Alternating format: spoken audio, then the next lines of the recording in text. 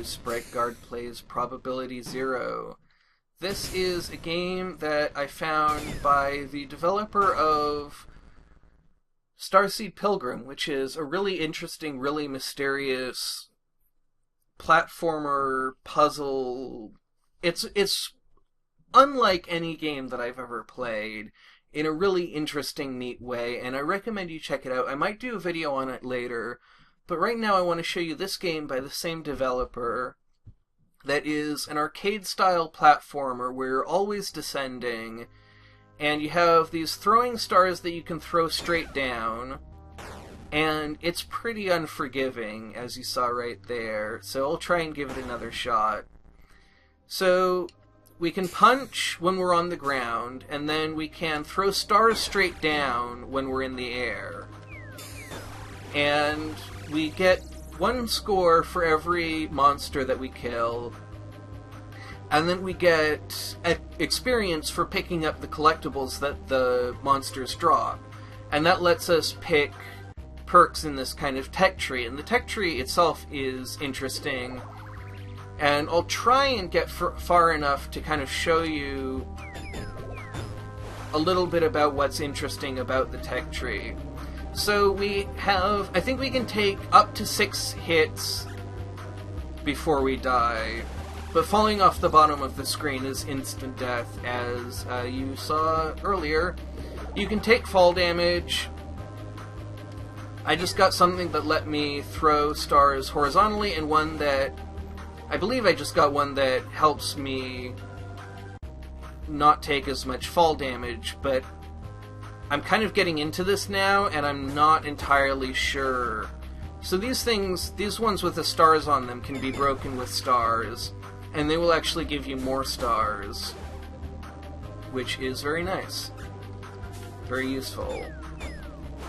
So we're at the next level up, so we just have to hit the rainbow thing to level up again, and then I'll be able to see if what I said was actually accurate. So yeah, level 3. So we have Knees Plus, fall 20% further without taking damage. Forward Star, down plus attack from a standing position, cast a star straight ahead, unaffected by gravity. So now the one that I'm going to take is Smash Fist, because I have actually gotten into some positions where it ended up being pretty bad that I didn't take that. So I have learned my lesson, and I will take those in the future, because you can get trapped in pits that are too deep to jump out of, and the screen will continue scrolling without you. I haven't quite yet learned how these kind of three-pronged enemies move around. So this game has a lot of things that I really like. It really captures the arcade aesthetic that I like of, it's the same game every time you play it. It doesn't care how long you've been playing, it doesn't care how good you are, it doesn't care who you are, it's just every time you pick it up it's the same. There's no persistence, which has been kind of a really popular thing to put into games recently that I'm not a really big fan of. I really like having the game be the same and not get easier the longer that I play it. I like having the whole game presented to me as soon as I pick it up. And so this is, in many ways, a game that I have been looking for. Especially since I've taken Balloon Fight out of my rotation, because it didn't feel really that professional to be playing it on the channel. And I feel like this game captures a lot of the things that I liked about Balloon Fight, that it's difficult, but not totally unforgiving. I did not even see that thing. It's really punishing, and it's kind of slow and tactical, and all based on endurance of how long can you survive. And Expert Mode is actually a variation where how long you survive is your only score. It doesn't care how many enemies you kill, it's just the depth that you get to is the score that you get. And so that creates its own kind of challenges. And I think there are also might be more enemies, I'm not sure. Well, your hitboxes in this game, like, I've been playing this game for a while, and I'm still frequently surprised at how small your hitboxes are in this game. And how little you can fall before you take fall damage. But you can get this upgrade to take less fall damage, which is nice. And then the upgrades actually get really interesting. After this run, I'm gonna play Karma mode, which basically lets you have a bunch of upgrades right away. And I think it's based on the number of times you play the other modes, but I'm not entirely sure. But I will show you that once I am done with this run, which shouldn't be too long because I still have a hard time making very much progress.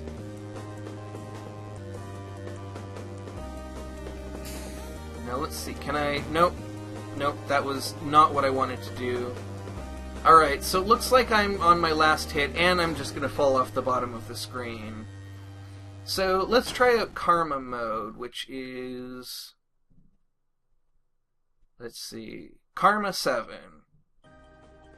Make the most of your 7 levels, Karma reduced to 6. So yeah, I don't know what makes it go up, but basically you get a certain number of levels right away. And then you start the game with all of those upgrades. So I think I'll go with the Skull Stomp. So this is, with your fist, smash otherwise solid and unbreakable blocks. And this is, shatter otherwise solid and unbreakable blocks with just one blow. That doesn't seem too necessary. Not as essential as Smash Fist. And then Have Faith is really nice. But there are some others, like this one prevents you from getting staggered, which is really useful. And I only have 3 more, so I think I'll take that one, and then one from up here, like maybe Spike Armor? Leap with great power, destroying enemies in your path. Take care you don't fall too far from the apex, though. Teleport. Okay, I always love teleport, so that's what I'm gonna take. Ah, that is wonderful. That is really nice. So that's the Skull Stomp. I can only use it once, though, so I have to get him again with another hit, because those ones have 2 health. Now, this is already getting really crowded. I think that Karma mode is harder, but I'm not sure. It seems super crowded already.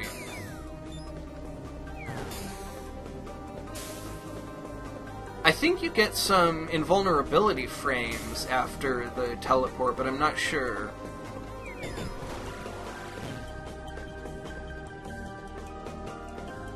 At the very least, the Skull Stomp is very useful. But yeah, you saw I took damage from that second one. And that health was very timely. One interesting thing I just noticed is that if you're stunned and you kind of, it bounces you up in the air a little bit, you then, if you're trying to punch, you'll actually throw a star because it counts you as in the air. So I'm going to play one more and see what I can do. So let's see if this guy will come up. There we go. And that'll get me my first level. And then I can get some stars refilled as well. And I'll just drop down here, grab the forward throwing star. And then I want to drop down here. I'm very surprised that I didn't take damage there. But I'll take it. Now, if this orb will come someplace... that was the smallness of my punch hitbox coming to bite me again. So that's something that I really have to watch out for. And now I'm a little bit worried about how high I am, but as you saw, I still take fall damage pretty easily. And so now things are getting pretty dangerous.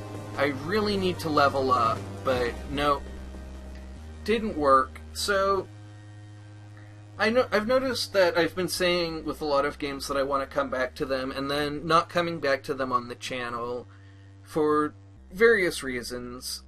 Sometimes I just don't feel motivated. Sometimes I play them once and I go, oh yeah, I really want to play this again, and then the next time I think, oh, should I play this game? I go, I don't really feel like it. But this is a game that I have come back to several times in the past. I would like to come back to it on this channel, but I no longer feel really great about saying I'm going to. So, we'll see. Maybe I will, maybe I won't. But it's a good game. I really recommend it. Thank you very much for watching, and have a great rest of your day.